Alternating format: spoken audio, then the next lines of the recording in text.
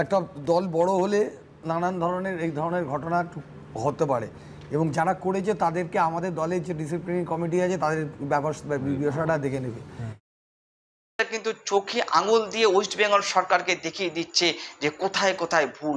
আমি জানি না এই যে সমীর বাবু যিনি ভদ্রলোক এউপিআই কথা বলছে, আমি জানি ইনি খুব ভদ্র সভ্য লোক, তো সেখানে দাঁড়িয়ে উনি কি সত্যি সেই টিএমসি পাচারার লোক হয়ে এসেছেন? কই, আপনার কি সত্য কথা বলার অধিকার নেই?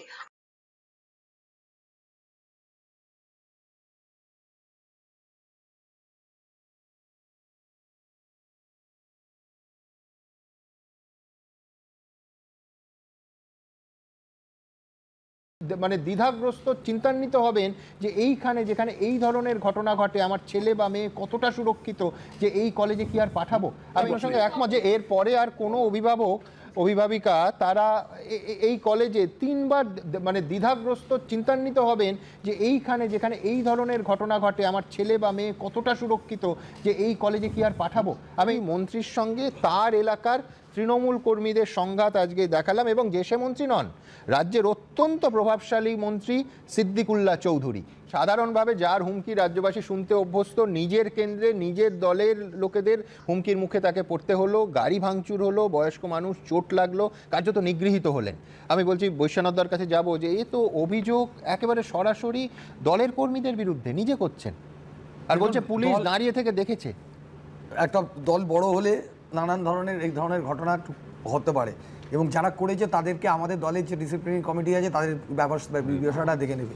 আমি বলছি যে আপনি তৃণমূলের একটা বিক্ষোভ দেখালেন, তাকে মন্ত্রীকে করেছে বিক্ষোভ না, মন্ত্রী আমি সুকান্ত মজুমদারকে জুতো পেটা করতে দেখেছি, কিন্তু তৃণমূল সেদিন আপনাকে পাঠায়নি। আপনি হেডলাইন করেছি, একটা হোয়াটসঅ্যাপ ঘুরছে বাজারে, শ্রমিকের একজন মহিলার সঙ্গে কথা বলতো, আজকে যিনি নতুন সভাপতি হলেন। আপনি এগুলো খুব দেখেন না, এনজয় করেন।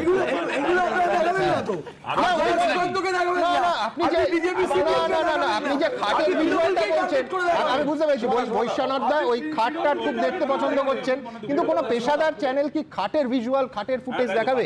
দিদি আছে, আমাদের দিদি আছে, আমাদের মেয়েরা কাজ করবে, মমতা বন্দ্যোপাধ্যায় দিদি, আমার কে পাস করে যাবে, জানি পাস করে যাবে,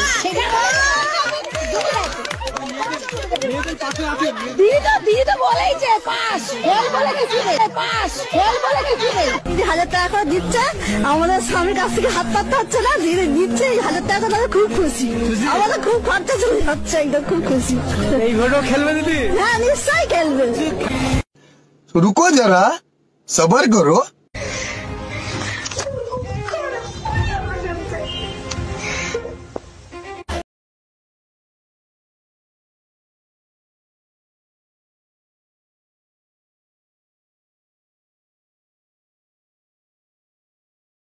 না, এবং আমি জানি আপনার আগ্রহ একেবারে শরীরী ভাষা পাল্টে গেছে। আপনার প্রবলেম, আপনাদের এখানে আমার মনে হচ্ছে তৃণমূলকেই একমাত্র কাঠগড়া দাঁড়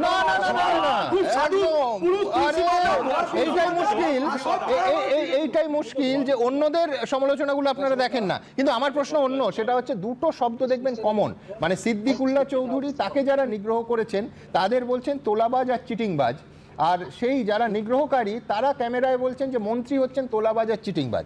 আমি বলছি এই দুটো কমন শব্দ। বলা হয় অনেক মানুষের অনেক রকম ফ্যান্টাসি থাকে, বৈশ্বনাথ বয়স্কারে ফ্যান্টাসি কিছু বেড়েছে কিনা আমি জানি না, আমি ওদিকে যাচ্ছি না। দেখো উনি গেলেন ওখানে, ওই তো প্রথমবার নিগৃহীত হচ্ছে না, সরবেরিয়া একবার শাহজাহান ওনাকে পেটিয়েছিল, একই অভিযোগ ছিল। পুরোনো কথা আছে, সাপুরের মৃত্যু হয় সাপের কামড়ে। কে সিদ্দিকুল্লাহ? যার জন্য চন্দন দাস, হরগোবিন্দ দাস মরল, পুরো বাংলায় যে আগুন লাগালো, সে বললো আগে একটু জেলাগুলোকে সামলে নি, তারপর কলকাতাকে টাইট দেবো। মমতা বন্দ্যোপাধ্যায়ের অফিসের সাথে কথা হয়েছে, উনি ভিড় দেখে খুব খুশি। এই সিদ্দিকুল্লাহ আজকে মার খাচ্ছে, কি স্লোগান হচ্ছে, চোর চোরা হবে না কেন? গ্রন্থাগার মন্ত্রীর কি কাজ এখন? একটাই কাজ, আগে ছবি বিক্রি করে দল চলতো, মাঝখানে চাকরি বিক্রি করে দল চলতো, বর্তমানে বই বিক্রি করে বইয়ের কাটমানি থেকে চলে। এরা বই প্রকিউর করে, কার বই? আব্বা ডাব্বা রাব্বা, ওইসব কবিতার বইগুলো। উনি তো সবকিছুর মধ্যে দিয়ে একটা তোমার ফ্যান্টাসির কথা বলেছি দাদা, নানা নগ্ন কথা বলতে। আমি একটা কথা বলছি, বিজেপি পার্টির প্রবলেম হলো যে বিজেপি পার্টি সবকিছুর মধ্যে মানুষকে একটা ভাগ করার চেষ্টা করে, একটা ইন্ডিকেশন করার চেষ্টা করে। শুভেন্দু সবকা সাথ সবকা বিকাশ, যেই হেরে গেল লোকসভা নির্বাচন बोले हम लोग उसको साथ जो हमारा साथ है। বৈশাখদা এই তো বয়স লজিক আছে। BJP party.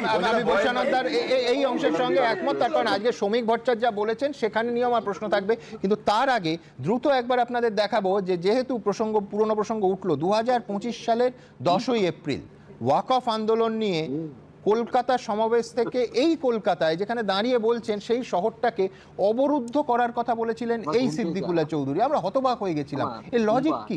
এবং এরপরে তৃণমূল কংগ্রেসের তরফ থেকে কোনো নিন্দা কিন্তু আমরা শুনিনি। মন্ত্রী বলছেন পুলিশ দাঁড়িয়ে দেখছে। আমি বলছি পুলিশ যদি মন্ত্রীর নিরাপত্তার দায়িত্ব না নিতে পারে বিশ্বনাথ দা, সাধারণ মানুষ ভরসা পাবে কোথায়?